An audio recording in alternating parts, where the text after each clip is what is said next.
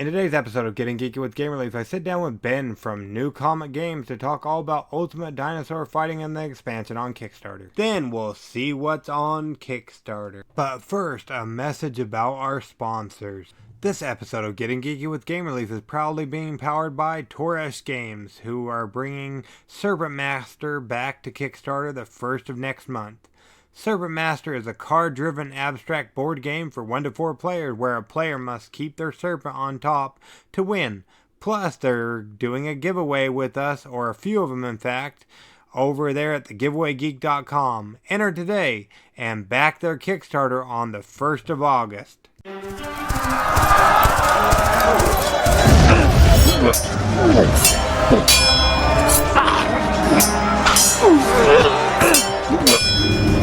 Getting Geeky with Gamer Leaf, the podcast in which one man strives to level up his geekhood and helping you do the same, one battle at a time.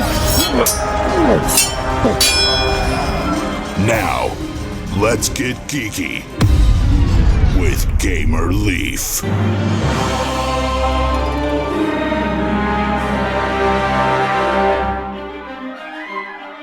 In the near future, cloning dinosaurs is cheap, easy, and commonplace. As public demand for even state-of-the-art dinosaur zoos waned, underground fight clubs quickly became popular and began producing huge dividends.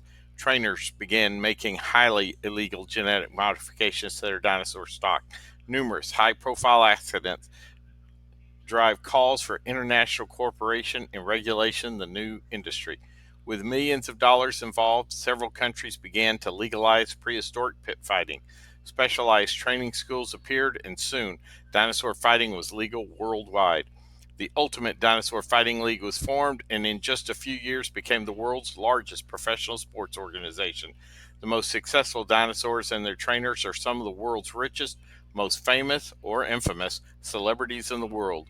Will you be among them? Did that sound familiar, you guys? It didn't to me either, so good thing we're here tonight, because we're joined by the creator mastermind of a new game, Ultimate Dinosaur Fighting 2nd Edition and the expansion. Is that right, Ben? Is that how you fall in line with Ultimate Dinosaur Fighting? Yes. Awesome. Thank you so much for joining us on Getting Geeky with Game Relief. We really appreciate it. No problem. Thank you for having me on. No problem at all. Now, before we jump into your game, in case somebody's missed the previous episode that you were on with us, let's rewind a little bit. How did you get into playing tabletop board games, Ben? Oh, I've been playing since I was a little kid. Was introduced to Monopoly and Risk at a young age, and have just really never stopped. Oh boy, and what are you playing these days? Oh, my favorite games these days are a little quicker game. Well, I love Gloomhaven. That's a good one. But otherwise, I'm doing a lot of, like Muchikoro and Ultimate Dinosaur Fighting and things of that nature. Well, that makes sense, yeah. Speaking of Ultimate Dinosaur Fighting, what can you tell us about that? Well, it's the best pit fighting dinosaur game on the market. How many of those are there? I haven't seen any. Oh, well, this may be the only one, but it's still the best. It's a tactical battle game, 2 to 6 players. Takes about 45 minutes, 30 to 45 minutes to play a game. There's 8 different dinosaurs you can play, and with the expansion, there's now 10 different dinosaurs you can play. It's a movement action based game. So half the times you're doing moving, the other half you're doing actions, and actions can be defensive maneuvers or attacks and different things of that nature. So sounds pretty fun. So if me and you sat down to play Ultimate Dinosaur Fighting, what's my turn going to look like or consist of? Well, everybody kind of takes turns at the same time. Okay, so it's a 2-phase game, and the first phase is movement. So everybody who has a movement that turn, based on a chart similar to some of the old Starfleet battles or Car Wars, if you ever played any of those, on like turn 1, everybody gets to move no matter what your speed is. But turn 2, only the faster dinosaurs get to move and the slower ones don't. And then it goes through the chart. So if your speed is 4, over 8 turns, you'll get to move 4 times. Okay? And then whether you move or not, everybody plays a card face down. And then when we reveal the cards, the whoever has the lower initiative numbers go first. So a 1 goes before a 2, which goes before up to a 15. And then, and you resolve the actions in that order. So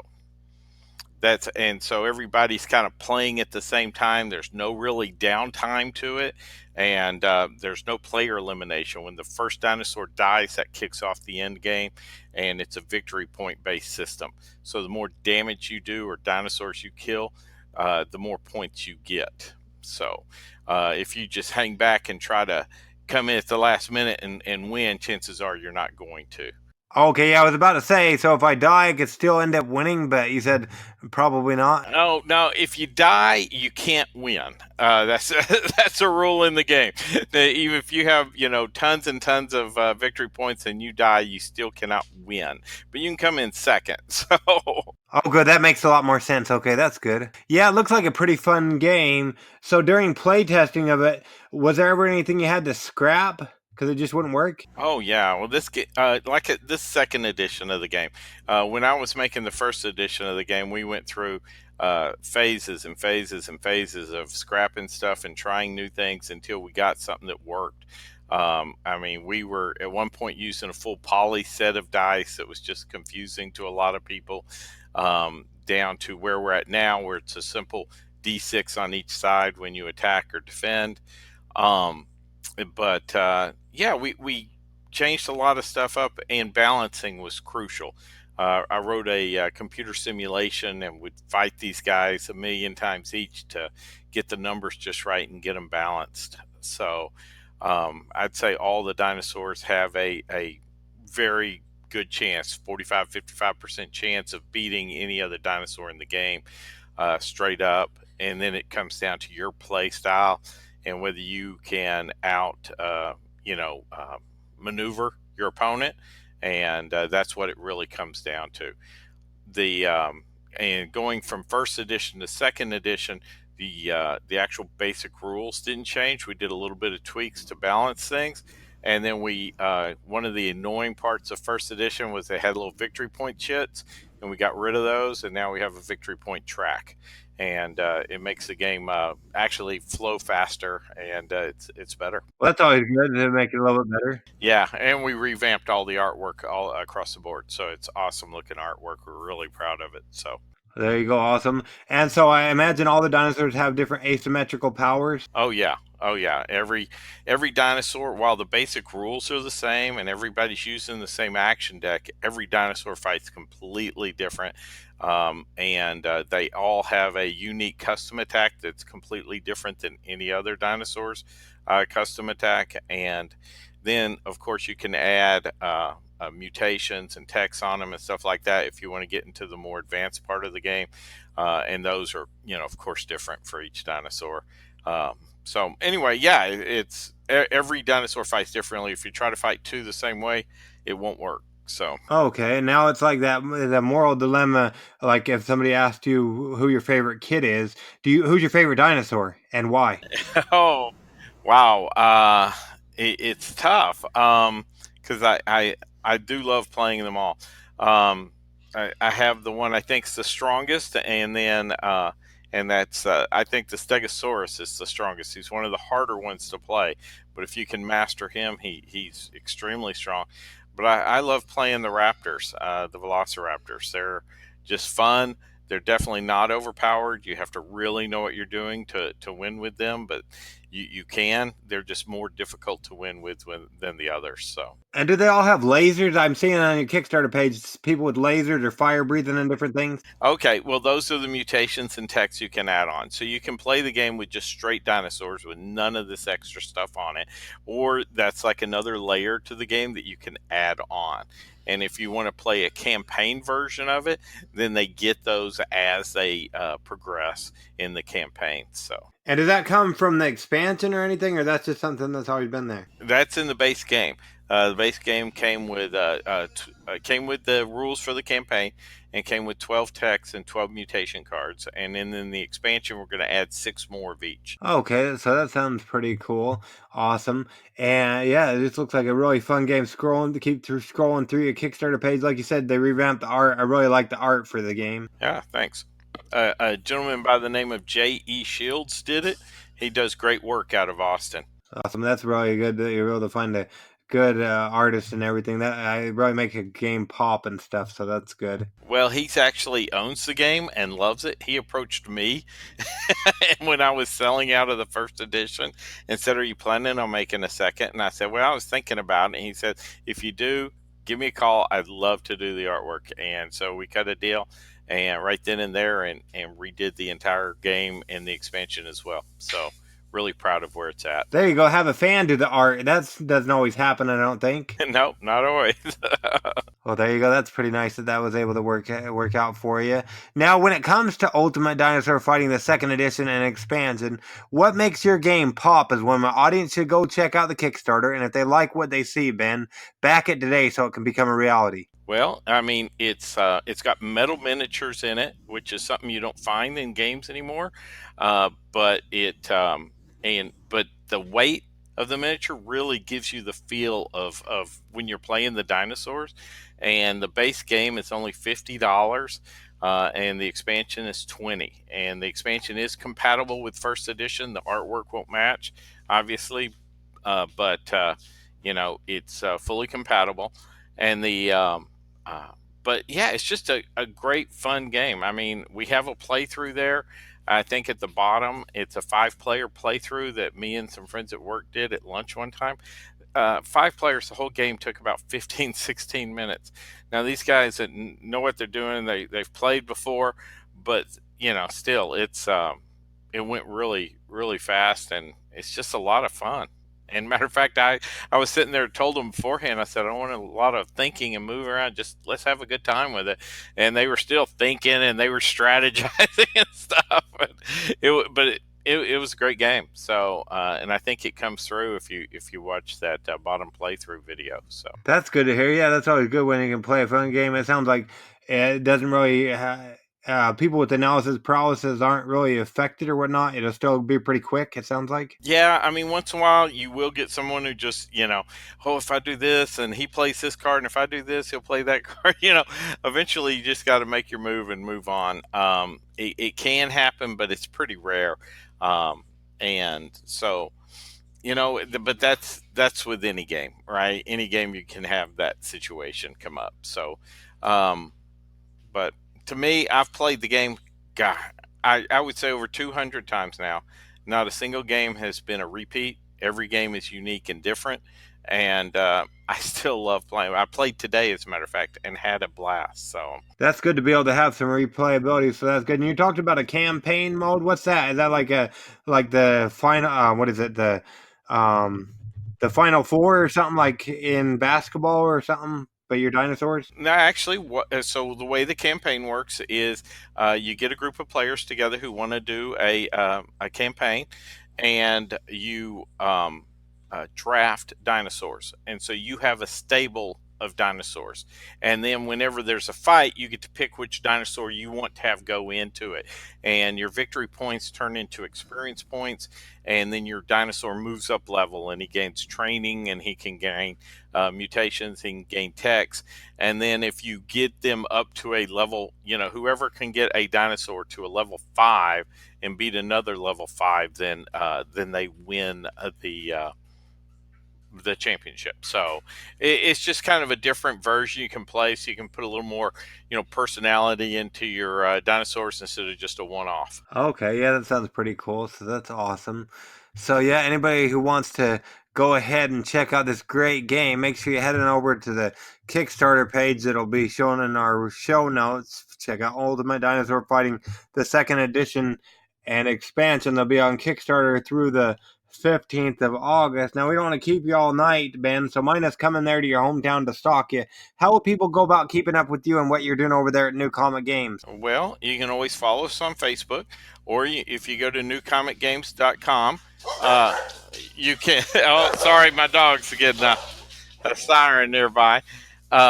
You can get, if you go to my website, newcomicgames.com, and you can join my mailing list. I don't mail people, 1, 2, maybe a month, and just keeps people up with what's going on with New Comic Games. And then, of course, also on Facebook.com, I'm usually posting stuff there, 4 or 5 times a month, just to let people know where I'm at and what's going on. Okay, and speaking of keeping up with you, is there anything secret that you can share with us that might be in your back pocket? If somebody's listening later on down the road after this is fulfilled and delivered and everything. What are you working on next? Okay, so next, we're producing two D&D modules right now. Those Kickstarters are already done, and so what we're going to do is we're going to take the artwork from those, the best artwork, and we got a 2020 calendar coming out with that. That'll be the next Kickstarter, and then after that, we'll be hitting up another Call of Cthulhu book. So that's the next two things on our list. There you go. And you said they can follow you on your mailing list and they'll be notified right then? Oh yeah, that or Facebook, either one. It's the best way to follow me. I'm also on Twitter at New Comic Games. So if they're a Twitter guy, you can do that. Yeah, most definitely. And also, don't forget to back Ultimate Dinosaur Fighting, the second edition and expansion. And I imagine, though, if they do that, they'll get an update when the next one launches as well. Oh yeah, I'm sure I will. So, but yeah, it's fantastic game. We've been launched for a couple of days. We just launched it. We've passed 10%, and it's doing okay. I mean, we expect to fund, and so go check it out, back it. But there you go. And like I said, we'll make sure we leave the links in the show notes. But yeah, we don't want to keep you all night, Ben. We appreciate you coming on, getting geeky with Gamerly with us to talk about the best Ultimate Dinosaur Fighting game out there from the sounds of it. All right, thanks a lot. No problem.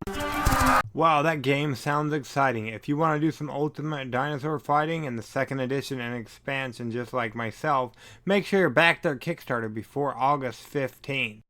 Now, let's go with Batterina Leaf, shall we? Where are we going, Batterina Leaf? Kickstarter Corner! Long ago, there was a thriving kingdom of sprawling cities, breathtaking landscapes, and unparalleled magic, known as Everdell. It was a place of great wealth and diversity, powered by mystical orbs and elemental energy. At the height of its power, Everdell was destroyed by a cataclysm of magical energy.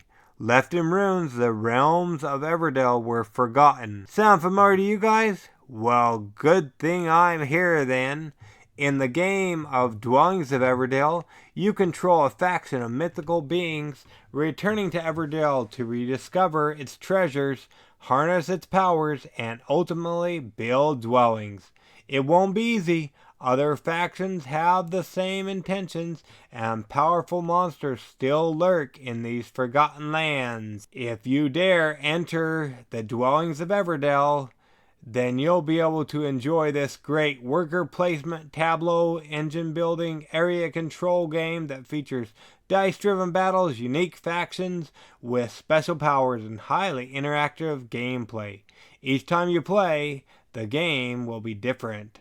Points are scored in a variety of ways, but are primarily earned by constructing dwellings, acquiring tableau cards, completing prophecies, and gaining elemental powers. Sounds like a game that Gamerleaf needs to play. If you feel the same way about yourself, make sure you jump on over and back Dwellings of Everdell before Thursday, the 25th of July. And if we be so lucky, we should be setting up a giveaway of Dwellings of Everdell with breaking games shortly, so keep an eye over at thegiveawaygeek.com for that to land soon. You've got dice. You've got plenty of solid colored dice. I knew that. But what you don't have enough of is multicolored dice. How could you? That's what I thought. Well, fret no longer, as Bryce's Dice are now on Kickstarter with Anthology of Dice The Beginning, which is a line of polyhedral dice sets with tricolor and dual color effects for Bryce's Dice. Y'all made tie-dyed shirts as kids? Well, now Bryce's Dice are going to make you the equivalent to bring to game night. If you like the sound of that, make sure you head on over to check out their campaign via the link in our show notes. If they get enough backers through this link, we might even do a giveaway with them over at thegiveawaygeek.com. Once you've backed it, make sure you comment on their Kickstarter page, letting them know that Gamerleaf sent you. If you liked any of the games we talked about in today's episode, make sure you check out their Kickstarter campaigns to show them and us a little love. Backing them goes a long way. Plus, make sure to stay up to date on all the giveaways we're doing over at thegiveawaygeek.com. There will be at least 2 to 3 new giveaways going live over there next week. It's our least favorite time as well as yours, so until next episode, make sure you go ahead and get geeky, stay geeky, and bring others in the geek fold by sharing our episodes with others, as well as keeping up with the giveaways we're doing over at thegiveawaygeek.com. Gamer Leaf out.